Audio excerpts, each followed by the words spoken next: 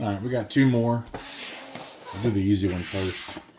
A buddy of mine, I was collecting the Cokes pretty hard, but now I got rid of just about all my Cokes, or I'm trying to get rid of the rest of the Coke M2s, so that I can acquire Coke Chases, because I love the way they have those bright colors and the anodized, chase colored variants. They're really pretty with all the different paint colors, and it's just something different. So everybody can have these regular Coke cars. The Coke Chase is just a little better in my opinion, something different. But this is a Blazer. Anybody who watches my videos knows that I love these things. I had one of these as my first car. It was a 78K5 Cheyenne, beautiful truck. That's another elaboration for another video setting. But we'll open this one up. This is a 2025, I believe, because these have been hitting the shelves. Yeah, it's a model A58, 73K5 Blazer, year 2025, release 15. This is part of the family series. I think they have like dad, mom, bro, sister. I can't remember. There's like 6 or 8 of them, but these Blazers are cool, except like I was talking about in this video, they put a lot of these rubber bands to keep the tops on them during shipping so they don't fall off. And I just rather have this thing out of the package, honestly. So I did comment on the other ones. I was unboxing the Broncos, and the 2 Broncos I did. M2 has started putting these base risers in between the truck and the base, which really helps on these 4-wheel drive trucks to keep them getting flat spots in the tires, and it worked really well on those 2 Broncos I unboxed the other day. They rolled better than probably any M2 I've taken out of the box or a cube or package or what have you. So hopefully that'll be the same standpoint we have on this Blazer here. And shout out to my buddy Mar. Appreciate you for getting this for me. He actually got me the Monte Carlo as well. That car is still technically in the blister, but it may be getting taken out pretty soon. So we'll have to cover that one in a different video.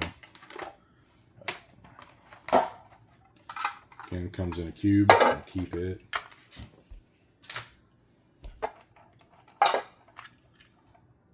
Oh yeah, this thing definitely needs to come out.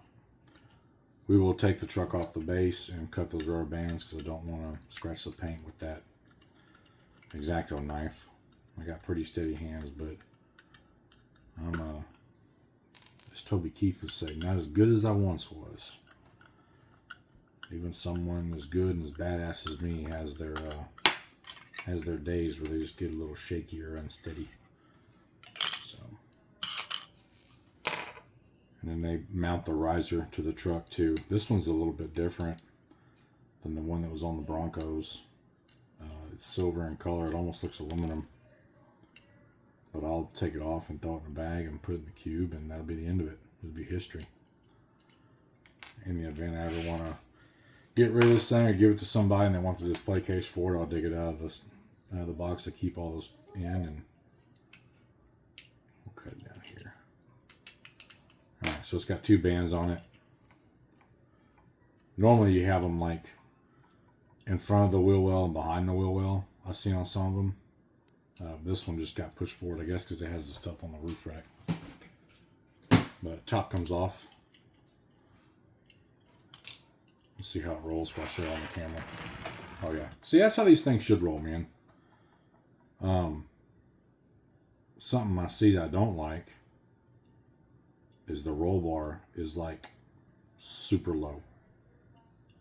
And if that's the case, I'm going to glue this top on. I'm probably going to pull this roll bar out. That thing is glued in there big time, but look at that. That is not even remotely close. I got 5 or 6 other Blazers up here without tops on them. And that's very disappointing, man. Like, you had one job. You know, one job. And this casting, I just now noticed this. The back seat does not look like that in a K5 Blazer, unless it may be different in the convertible ones. I haven't been in a 76 and down. I know 73, 4, and 5, they were full convertible. Mine was a 78, and I think in 77 That was the first year they actually had a B-pillar. So you had a full roof, and the top was just like a Bronco. It would come off the back behind the cab, if you will. Mine had a full bench in the back with armrests on each side, and the seat was basically just inside the wheel wells. But nonetheless, it does have an open hood, which is cool. Just a plain Jane black. Looks like it has a LS swap motor in there. That is not a small block Chevy.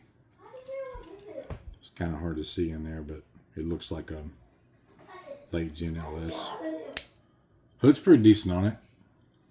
It does roll good, but we are going to fix that roll bar. And I hate to say it, I don't know if this will actually hide it.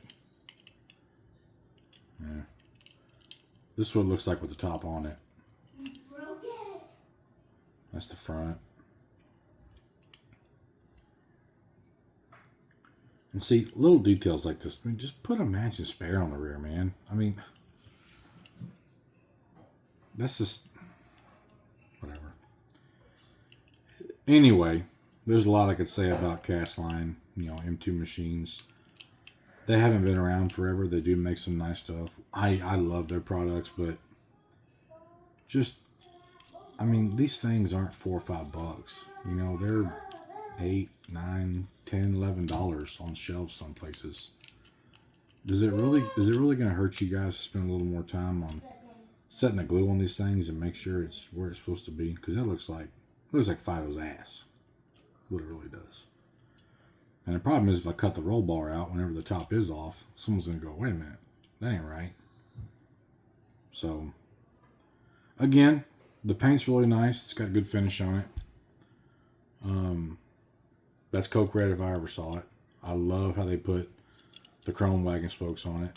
That's a nice touch. Should have had a matching rear spare. That's just my opinion. The hood fit and finish is actually really nice. It's got like a little stage setting on it to where it'll actually stay up. Like, I'm tapping the hood and it's up. So if you do have it on display, it looks the way it should, right? Shuts nice and straight. I mean, hell, you can't even tell it's got an opening hood on it. But this roll bar is bullshit. Now it's broke. So now I get to cut it out. So, that glue in there is so good that we're just going to lose the roll bar. Take that bullshit out of there. Take my X-Acto knife. Cut the excess off of there very carefully. There's one little piece. And what I'll do, since I don't care about this roll bar being correct, I will take some super glue and I will super glue the top on, and nobody will know. It'll be our little secret. And we will do that right this very minute. I have not glued one of these tops on yet, so let me see where this thing fits so I don't chalk the paint finish. I'm probably just going to have to put a little dab in each corner and just let it rest. Or I might put some on the back and the front of the windshield. That way I don't get anything on the sides of the paint. This is going to be tricky. I'm going to put a little...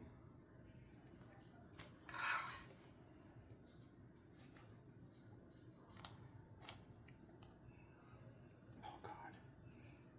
Okay. Little tiny dab. I mean, tiny. Like, I should be putting this on with a toothpick, to be quite honest. I'll put just a little string dab there. Okay. And then we're going to set it on there very carefully. And then we're going to leave it alone. And we're going to let it sit.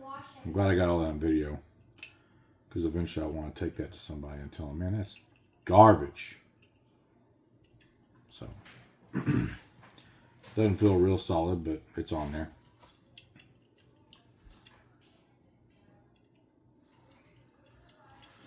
Okay, and last one. Sorry, I got such a mess here, guys. I'll clean it up after the video. This is a kit that I found on a shelf in Fort Stockton, driving out towards my property. Terlingua. And I normally found a bunch of good stuff in that Walmart, but they rearranged everything like all the Walmarts are doing now. And the die-cast aisle is about half size it used to be. Very upsetting, but I did go in there late before they closed one night when I got in town. And they had these on the shelf. You see them now in a few more Walmarts that you go to. But it was the only thing that really caught my eye, and I don't think I have a model kit Shelby. I had one at one time, and the wife had a toy drive for the city at her old job. And I gave them a 2022 or 2023 year run GT500 KR model kit that I had stashed. I figured someone would want it. It was like then it was a $20 kit. And lo and behold, I found out later those things are going for like $35 to $40. But whatever. Philanthropy's good for a lot of things. God loves that. It's good for your soul.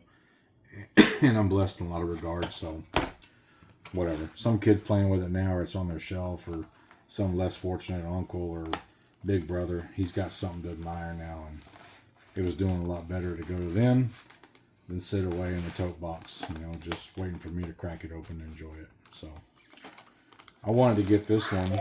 I had it up for trade because I wasn't really that crazy about it. It is kind of close to like a ground pounder style of car, because it's got the big blower poking out of the hood, and it's got these crazy ass wheels. But I started thinking, I was like, I grew up around all this kind of stuff, and this is what you wanted whenever you were a kid and a teenager. You dreamed to have a car like this, all blown and big fat tires in the back, and just full on nightmare, right?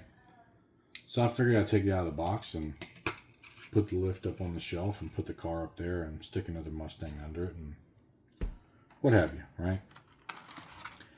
I wish they could do a little bit more on these. I'm not crazy about how they just stick this hamburger tray in the bottom. Give us a cheap little tin, to put everything in that we don't use. That way you can put the base in it, you can put the extra parts in it, all that, and you throw it in your storage.